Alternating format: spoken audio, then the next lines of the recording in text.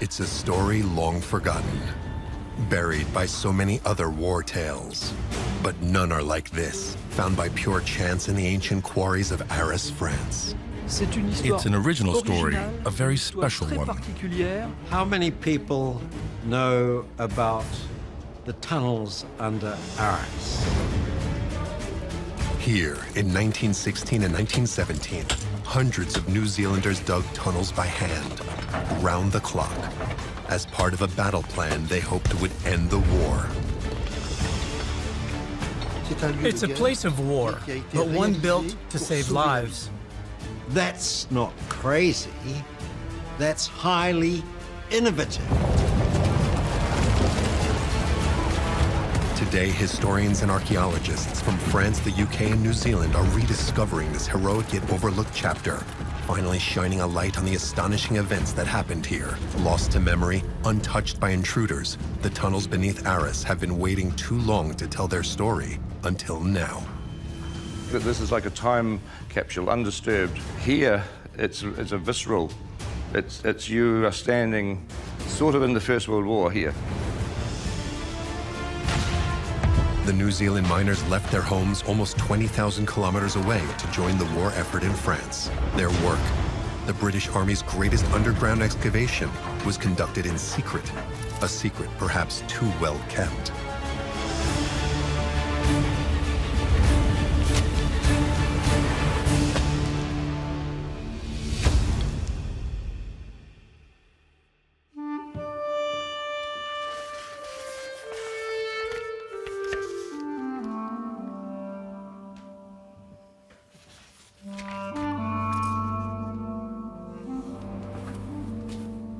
It wasn't until the 1990s that archaeologist Alain Jacques came to Arras to study the medieval quarries and found something else entirely.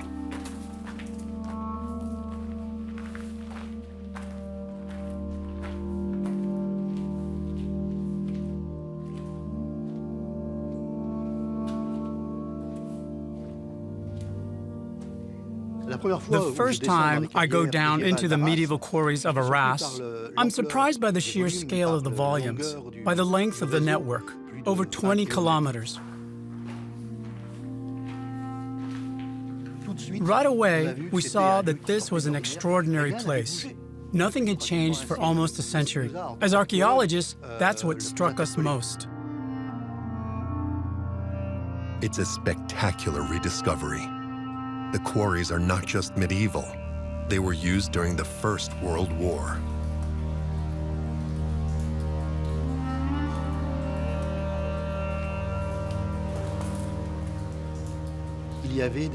All over the quarry were objects that were not from the medieval period. So we wondered, how'd they get there? We went back. We did some archival research and realized that the British had settled there for 2 years.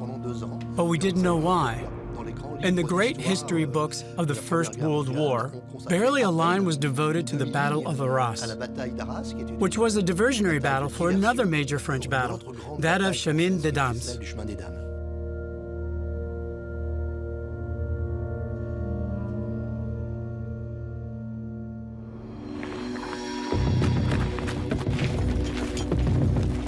To understand the Battle of Arras, we need to go back to the start of the First World War, which began in August 1914. The Great War pits the Triple Alliance of Germany, Austria-Hungary, and Italy against the Triple Entente of France, the United Kingdom, and the Russian Empire. Its front line stretches 700 kilometers from the North Sea to the Swiss border. Fighting is concentrated in northeastern France. In just a few months, the conflict has already claimed more than 1.5 million lives. Arras is at the heart of the war. The town is ravaged. Only 1,000 of the pre-war population of 24,000 remain. From 1916, the British were put in charge of the city's defense. Since October 14, Arras has been just a few kilometers from the German front, and the town is close to the Nord-Pas-de-Calais mining basin. The Germans occupy this mining basin. This is a key factor as it weakens the French economy. This war is an industrial war. Coal is needed to produce steel, so control of the Arras area is vital. Arras is also the last bastion before the sea. Losing this town would give the Germans access to the Channel and England, a disaster the British are at pains to avoid. And there was an old saying that all roads lead to Arras.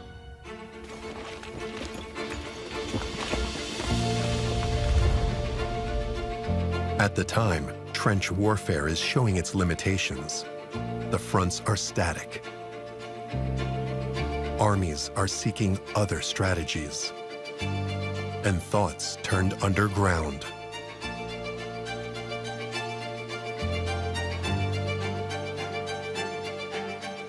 Naturally enough, you realize that you need tunnelers.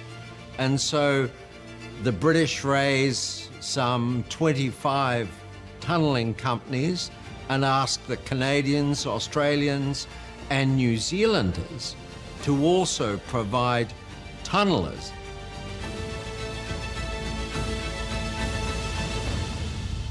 In New Zealand, on the other side of the planet, 19,000 kilometers from Arras, war may seem a long way off, but the call to arms is soon heard. Strong men are needed, men accustomed to hard work, who can quickly become tunnelers.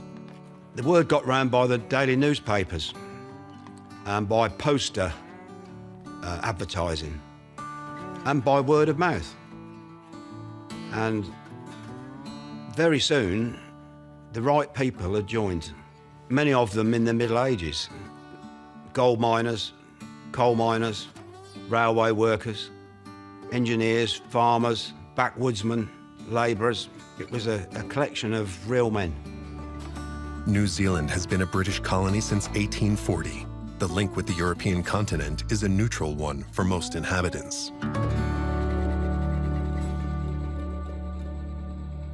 Why did they volunteer to go all that way, all those thousands of miles? Because they did.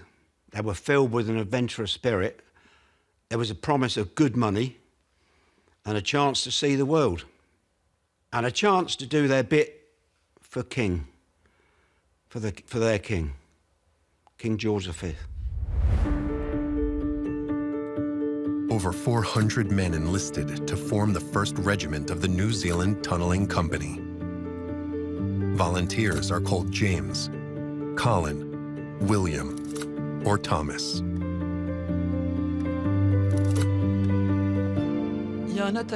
People who emigrate retain a visceral attachment. They have family ties, deep cultural ties through language, religion, and tradition. So when England calls, they come without hesitation.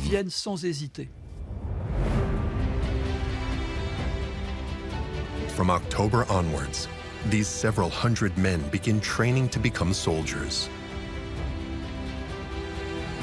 Just before Christmas, they embark in Auckland on a steamer, the Ruapehu, for the long voyage to Europe.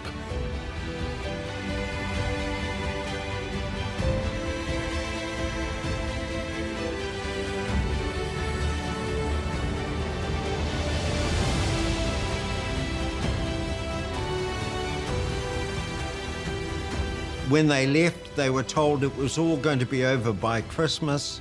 Their main worry was not getting away quick enough before it all stopped.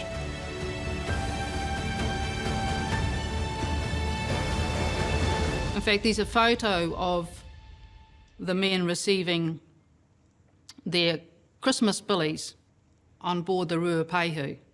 I look at that photo of those men holding their billies, staring at the camera, and I wonder, when they had that photo taken, were they thinking that this might be the last image their family would see of them?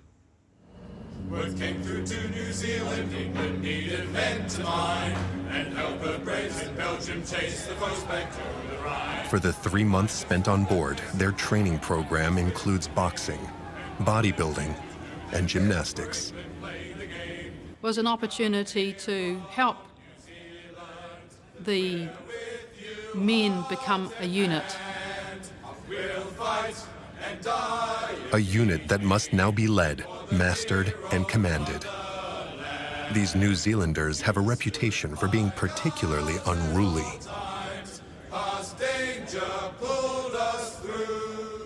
They were experienced men, but they were felt by the army and the army headquarters that they would be a great problem with discipline of them. They were difficult men to make soldiers out of. The government felt because of this potential for disciplinary problems, they didn't want to appoint mining engineers, men who are knowledgeable in the science of engineering. They decided instead of that they would find a very stern military officer, a regular soldier, who would be able, they hoped, to contain the indiscipline. And they settled on a man called John Evelyn Duggan. Major Duggan was a veteran of the Boer War. He was 33 years old. He's very strict, very demanding, determined to turn these overage volunteer miners into soldiers. Setting out from Auckland, the company rounds Cape Horn, makes an initial stopover in Uruguay, before pausing for another few days in Senegal. After 3 months of uneventful travel, the tunneling soldiers land in Plymouth, England, on February 3, 1916. There, they receive further military training and finally arrive in France in March.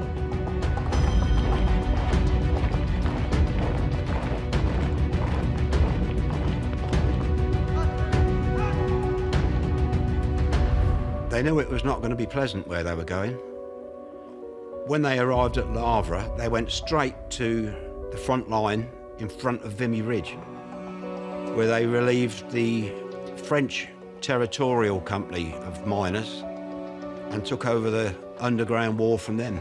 So they were fast becoming versed to the war underground.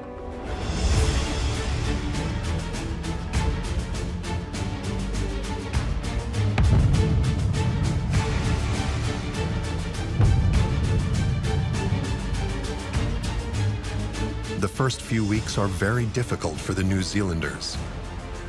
Together with the British, they have to take part in what is known as mine warfare, an underground strategy that avoids deadly fighting on the battlefield. The aim is to dig under enemy trenches and cause explosions. But at the same time, the Germans are also digging on their side.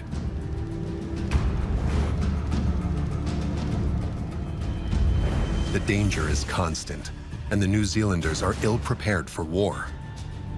The tunneling company suffers its first casualty at this time.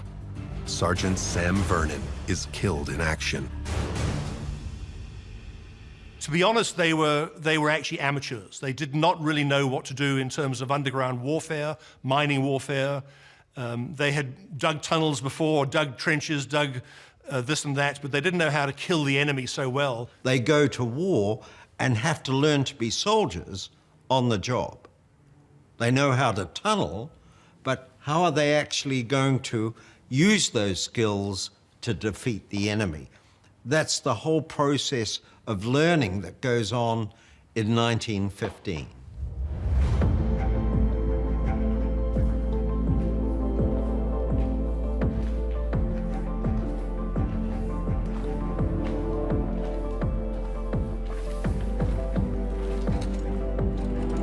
In September, still engaged in mine warfare, New Zealand tunnelers are digging in the Arras sector.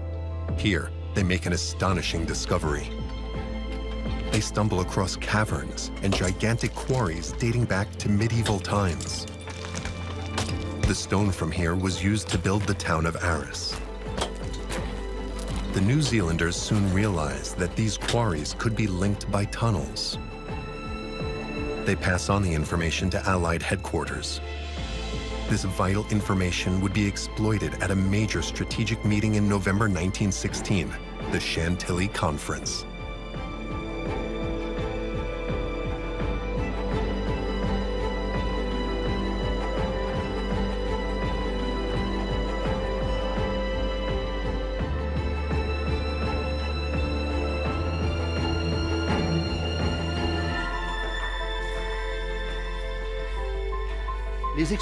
The experiences of the previous year, i.e. the Great Attack on the Somme in July 1, 1916, had shown that a frontal attack caused enormous casualties. On just one day of the Battle of the Somme, the British Army suffered 20,000 losses. How to capitalize on those lessons in 1917. Everyone was looking for an angle to overcome the problems of the power of the trench. In Chantilly, the British General Haig and the French General Joffre want to launch a major offensive against the Germans, a decisive attack that could end the war. It's decided to carry out two joint actions. The first will be a diversionary action led by the British to hold back as many German troops and reserves as possible. And 1 week later, the main action was to take place 80 kilometers south of Arras, the Chemin des Dames offensive, entrusted to the French army. Strike first in the Pas-de-Calais to force the Germans to defend themselves and concentrate their troops. Then follow up with a massive attack in the Aisne on the Chemin des Dames. This is the plan refined by another French general, Robert Nivelle. He succeeds Joffre and is even more ambitious. He wants both diversion and major assault to take place as soon as possible. The Arras quarries become the focus of this strategic plan. They must be able to surprise the enemy and preserve soldiers' lives as far as possible. The idea is to place the men underground to shelter them during the first phase of the offensive, bring them out by surprise, and attack the enemy without having to traverse no man's land and expose themselves to machine gun and shell fire. The idea is to appear at the last moment and leverage maximum effectiveness. Robert Nivelle announced that it'd all be over in 48 hours. He said, "Victory is assured, I give you my word."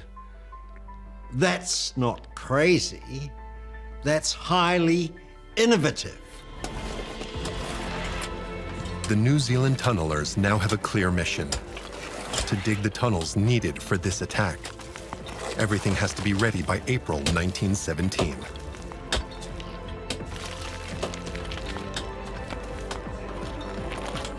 The New Zealand tunnelers manage the southern part of the quarries, called the Ronville system, while the British tunnelers dig up a network to the north called Saint-Sauveur.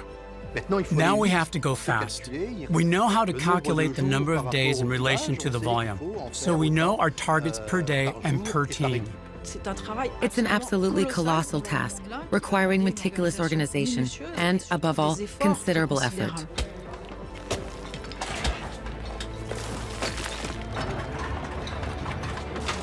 Three teams working 8 hours a day, 24-hour day, for 2 months without a day off.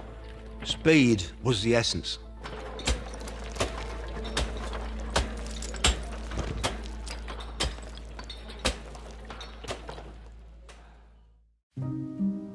In his memoirs, New Zealand sapper James Williamson recounts the doubts and questions surrounding this immense challenge.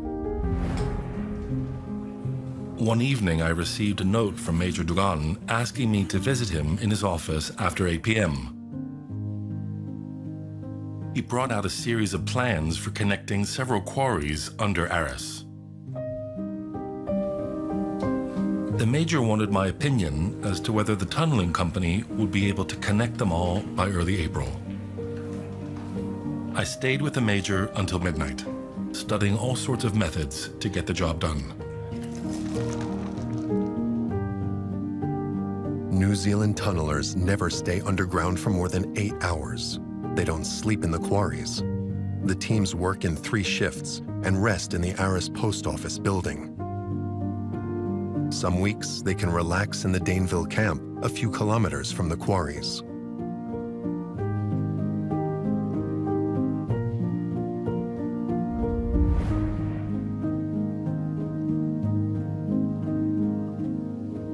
Only a handful of photos exist of this ultra-secret work of the Arras quarries. What I like is that there are some men there who are playing cards in the middle of it. They've sat down, they've got a few boxes that they're sitting on as seats. They're engaging with each other, playing cards. There's also a heater here on the left with a little chimney going up through, so it looks like it could be quite comfortable. But again, I think that when you get to the reality of these things, it would be damp. It would be either too hot or too cold in there. It would be quite uncomfortable. A lot of them are just standing around. They're probably ready to go somewhere, either to go to work, to the diggings. And sometimes they had to walk an hour each way, an hour to the diggings and then an hour back to where they were staying. It was damp. The chalk had lime in it, so the dust of the chalk made their eyes red and sore. Their throats were sore, they got colds. In fact, one of them said that they were becoming like ghosts.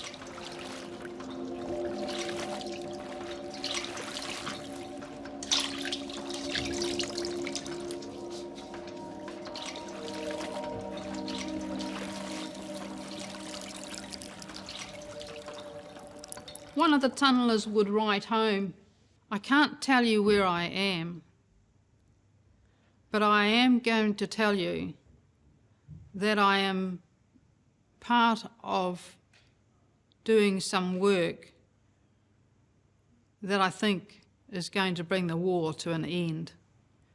He was so confident of the advantages that the system, the cavern system, was going to provide to the British soldiers, that the war was going to end early.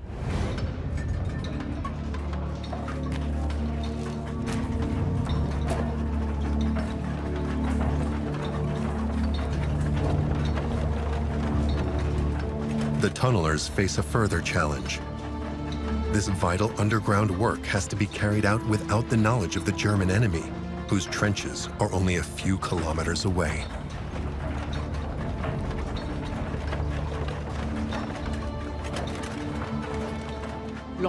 The challenge, of course, is to be able to dig these tunnels discreetly, and that, of course, is no easy task.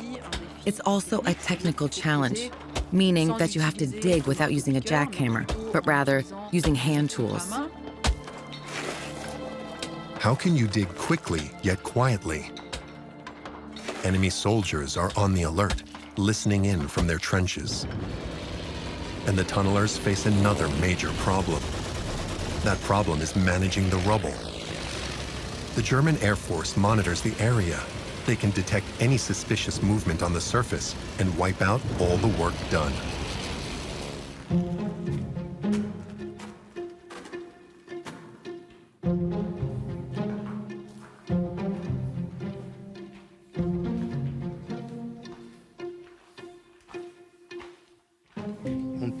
The volumes couldn't be brought to the surface, so the New Zealanders soon had the idea of creating Hague walls, i.e. retaining walls for excavated material. These are very, very carefully crafted and can be found in every sector of the quarries.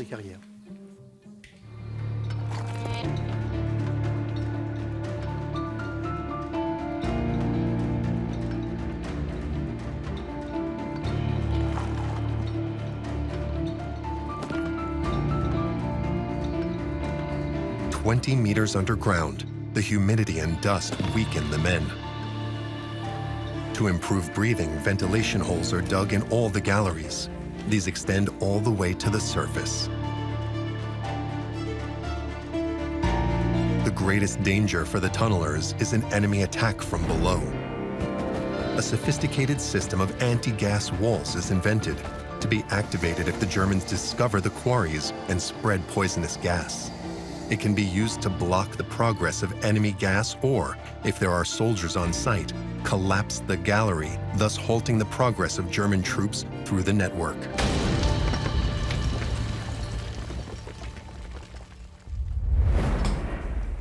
To accommodate 24,000 soldiers and their equipment, the tunnels are standardized at 1.9 meters high by 1 meter wide.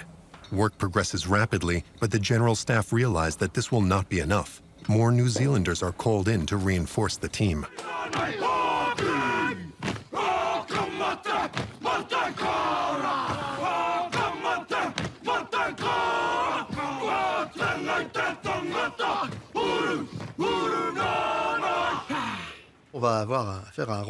In Arras, the Maoris, i.e. the indigenous soldiers, are reinforced and quickly integrated into the teams.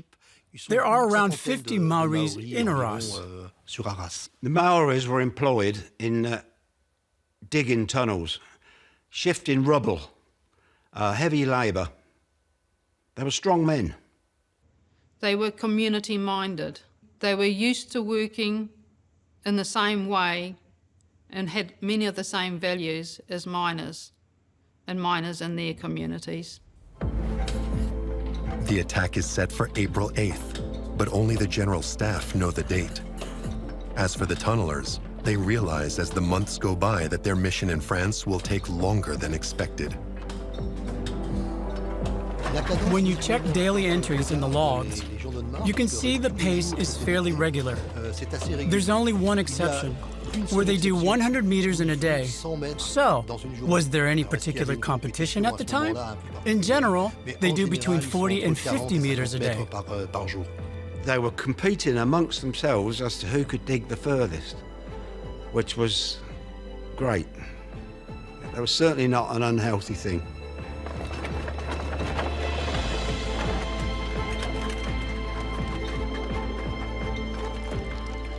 I'm sure, felt a sense of pride about what they were achieving, what they were doing, and must have had a sense that they were making history. This history was also written on the walls of the Arras quarries. Hundreds of drawings, graffiti, and signs left by the New Zealanders are still visible today, intact and moving.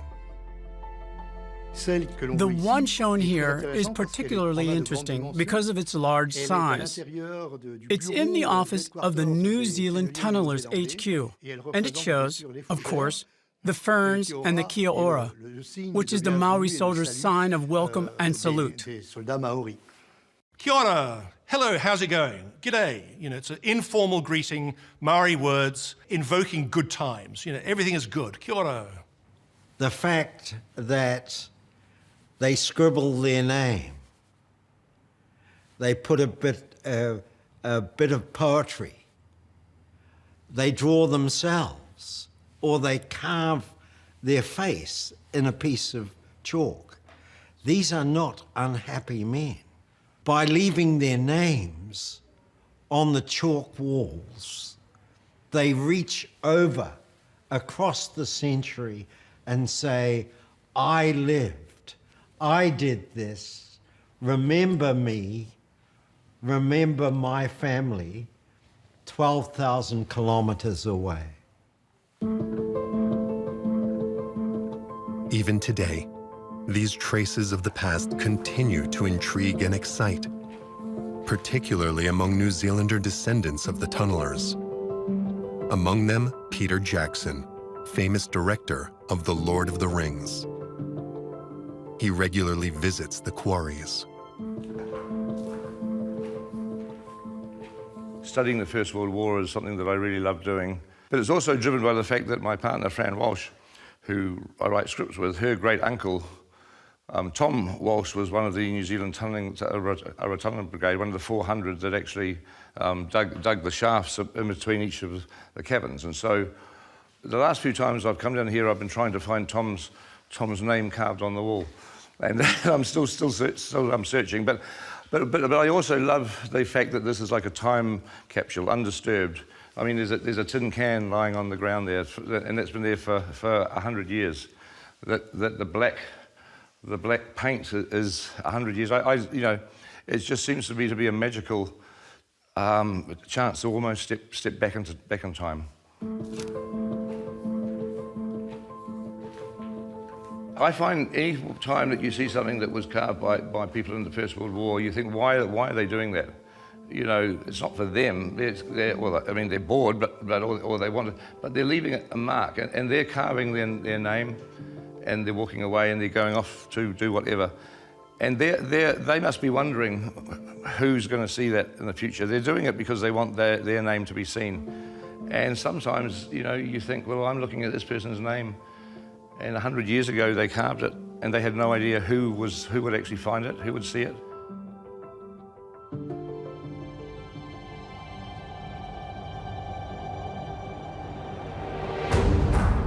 The race against time continues. Major Dugan left command in January 1917. Work progresses well, but digging is not enough. The quarries also had to be made habitable. Soon, the 20 kilometers of quarries and tunnels under Arras will have to accommodate 24,000 British soldiers for a week. The second phase of the work involved preparing the site. The dormitories had to be fitted out, the medical unit set up, latrines installed, water and electricity brought in. All of this, they're transforming dank caverns into underground cities and then giving them labels, 12A, B, C. All of this being carefully stage managed by the engineers. For the time, high-speed electrification over tens of kilometers is a real feat. A symbol of the skill of New Zealand's engineers and tunnelers. Everything is designed to provide the best possible care for the soldiers, right down to the hospital at the heart of the system, equipped with waiting rooms, operating theaters, and rest areas. It can accommodate up to 700 wounded. And of course, we have that wonderful cultural effect of them naming the caverns under the Ronville system with New Zealand names. The idea of using the geography of their country is a clever one. You could almost superimpose the map of New Zealand and the map of the tunnels dug under Arras by the tunnelers. It helped them find their way from one to the other because they knew that Russell, which was one of the names given to a cavern, was north of Auckland, which was north of Hamilton, etc., Wellington, Christchurch. So it gave them a way of finding their way around easily. It's working. Or will it work? It should work. The big day approaches. In the final weeks before April 8th, the British have discreetly concentrated thousands of soldiers around Arras. Soon, they will experience a week of waiting in the quarries. The work will be completed 3 or 4 days before the April 9th offensive. A fully equipped company is sent down to try things out, to check whether the heights are correct and the pathways perceptible. They soon noticed that, with bayonets fixed, the soldiers hit the lamps to either side. This was immediately reported back, and grills recommended. So, 2 or 3 days later, the thousands of lamps are fitted with protective grills. At the last minute, the attack is finally postponed by 1 day. It takes place on April 9th, 1917. This gate, located in a small street in Arras, would be the main access for the British soldiers. This is a major tunnel, at least 100 meters long, and we can directly access the billets prepared by the New Zealanders. So, it was through this entrance that British soldiers came down here in the first week of April, and they could go directly to the German front, less than 6 kilometers from the town center.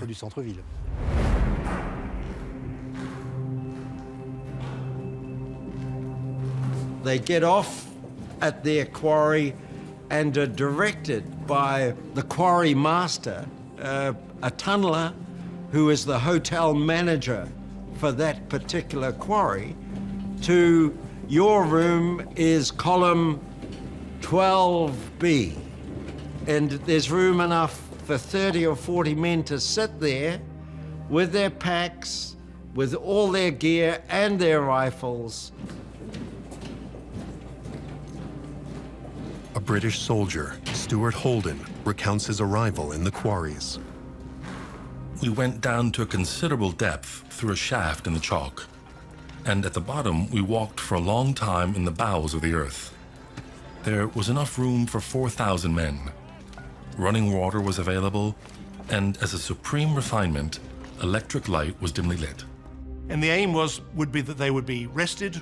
They would not have been shelled by the Germans in their approach across no man's land. So the aim was for the tunnels to become short-stay hotels, if you like, and for these men then to be fresh for the battle.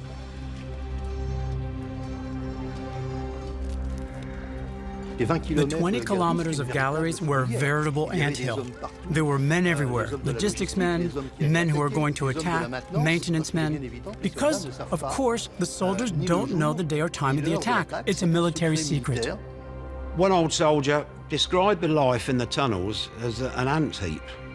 Lots of ants, men going backwards and forwards continuously for 24 hours. And one can only imagine the atmosphere. The smell of frying bacon, fried eggs, pipe tobacco, possibly cigar smoke, cigarette smoke, the smell of men, underground, confined together. The commanding officer running his conference for his company commanders, the cooks cooking and taking the dixies of food around. All of this is proof that that digging was worthwhile.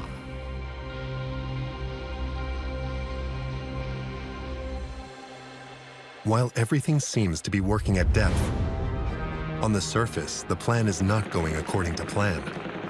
On the other side of the front, the Germans, unaware of the British plan, are suspicious and anticipate an attack. What happened before the offensive itself, the Arras offensive in April 1917, was that the Germans very cannily started to bring their front line back. This is Operation Alberich, a withdrawal to the Hindenburg Line, an organized retreat of the German trenches, making an attack uncertain.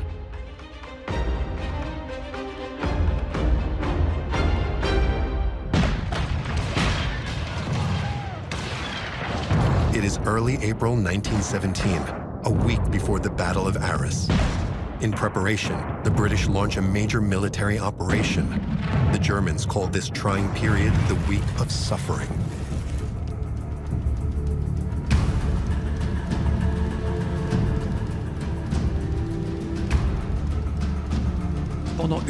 For a week, the British bludgeoned the front over some 30 kilometers between Vimy in the north and Belcourt in the south, with 2,900 guns at their disposal.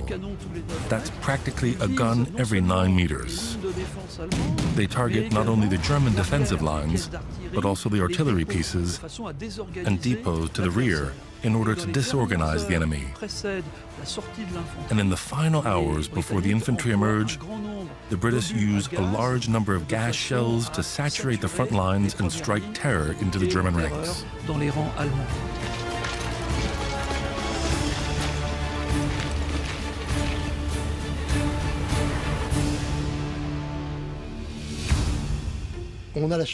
We're fortunate to have a few texts which show that a few hours before the Battle of Arras, all is calm in the quarry.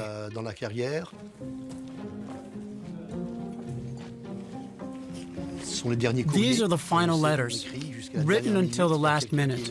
Someone is there to collect them. It's the last jokes and the last cigarette before going into battle, the customary spoonful of rum. I asked many soldiers, over 300 that I met and spoke to, what the initial feeling was when they were going over the top, and all of them said fear, or wind up, as they called it. A British soldier tells his girlfriend about the day before the attack. We're in a big cavern waiting for things to happen. This morning, we had a church service, which was a great comfort to me. May God bless you always. Your Jack forever.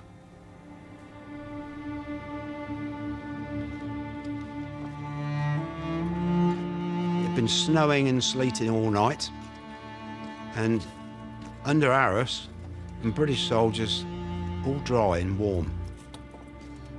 Conversation amongst themselves would have, with just a minute to go, the officer invariably would look at his watch. All watches were synchronized. 1 minute to go.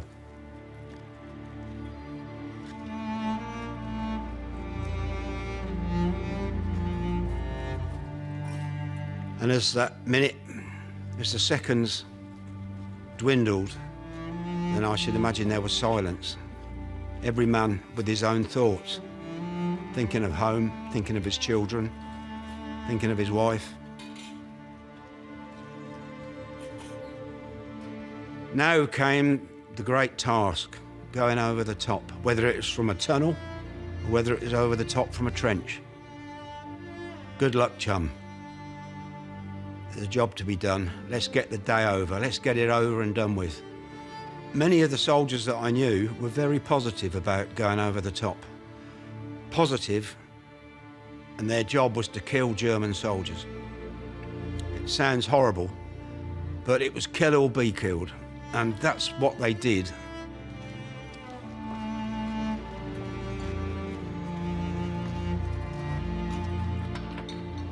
The last few meters have been dug by New Zealand tunnelers. Stairs were provided for the British soldiers. At the end of each tunnel, there's the attack, the Battle of Arras. Suddenly, at 5:30 a.m. on April 9, the explosives placed at the tunnel exits are detonated, while mines are triggered to cause panic in the German ranks.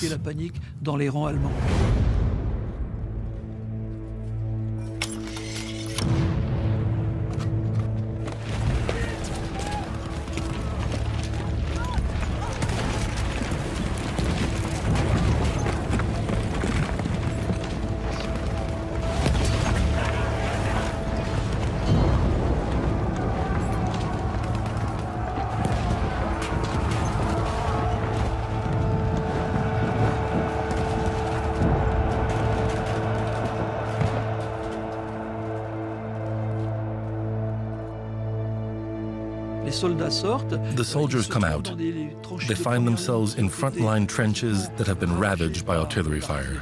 The first hours of the attack east of Arras are relatively easy for the Scottish and British soldiers on the attack. So much so, in fact, they caught out some German officers in other quarries, still in their pajamas having breakfast. In other words, the Trojan horse worked.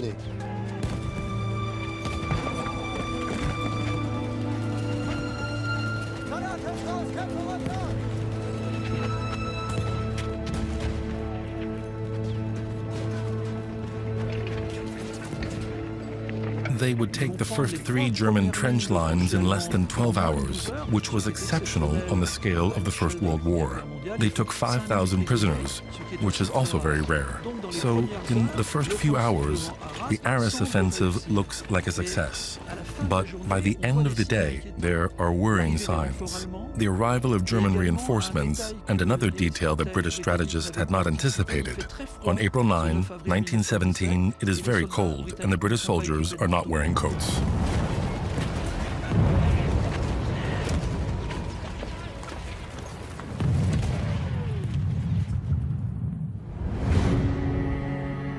The French attack on the Chemin des Dames in the Aisne, launched a few days later, is a failure. The British are forced to prolong the diversionary battle at Arras. The British soldiers are asked to keep up the pressure on the Arras front. But this was unplanned, so they lacked the logistics and the necessary reinforcements. It's a sacrifice on the part of these British soldiers, who try to reconfigure a new front that has advanced by around 10 kilometers. During the 6 weeks of the Battle of Arras, losses can be estimated at around 4,000 men a day.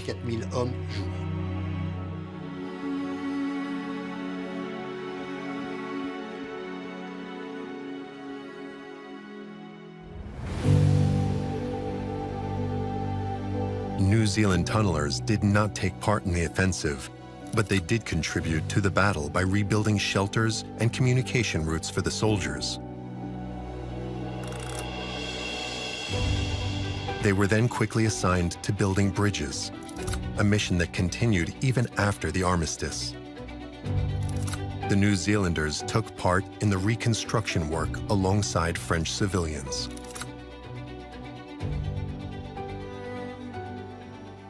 But the tunnellers then went on to do very good work after Arras. The bridging work they did over the last 18 months of the war was spectacular. And to a certain extent, the New Zealand Tunnelling Company in New Zealand now is better known for its bridge work than for its Arras work. Of the 950 tunnelers sent to France, 51 died and 150 were wounded.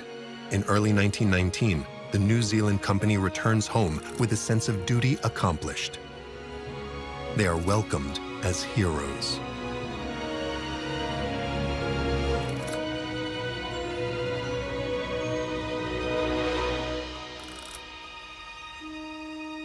But New Zealand was very soon after the war in a little depression. I also refer to what I think is the post-war malaise, and people wanted to forget the war. And so to a certain extent, the tunnelling company just disappeared from view.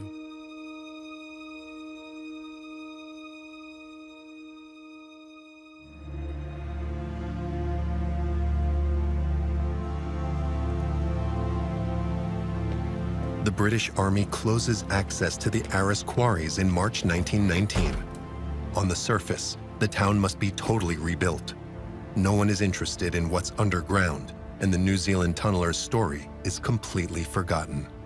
The tunnels were forgotten because once the soldiers have emerged from the underground galleries, the fighting takes place on the surface. You die on the surface. You don't die underground. So these quarries have been forgotten because they are not fundamentally places of death.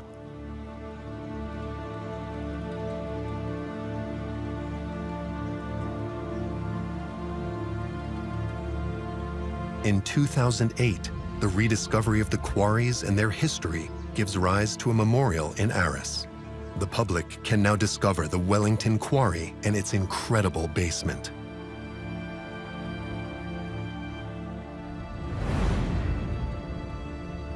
The places where the 22,000 British soldiers were concentrated before beginning their assault have been preserved virtually intact. There is no equivalent anywhere else. Farmers have reclaimed the lands destroyed by artillery fire.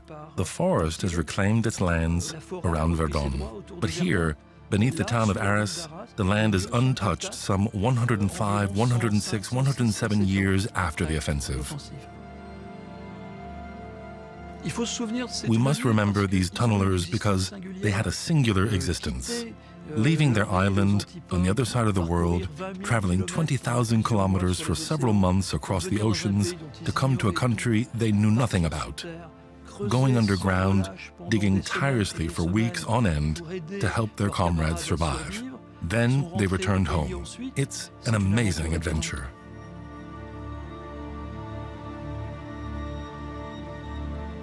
It's important to pass the story on, to carry the torch, because this was an incredible achievement by the British Army, an achievement by the New Zealand tunnellers, and in which they lost a lot of men during that war. And that must never be forgotten, that sacrifice. I called it that. New Zealand's tunnelers gave their ingenuity, their courage, and sometimes their lives for peace and freedom. Long shrouded in obscurity in the quarries of Arras, they are now part of history.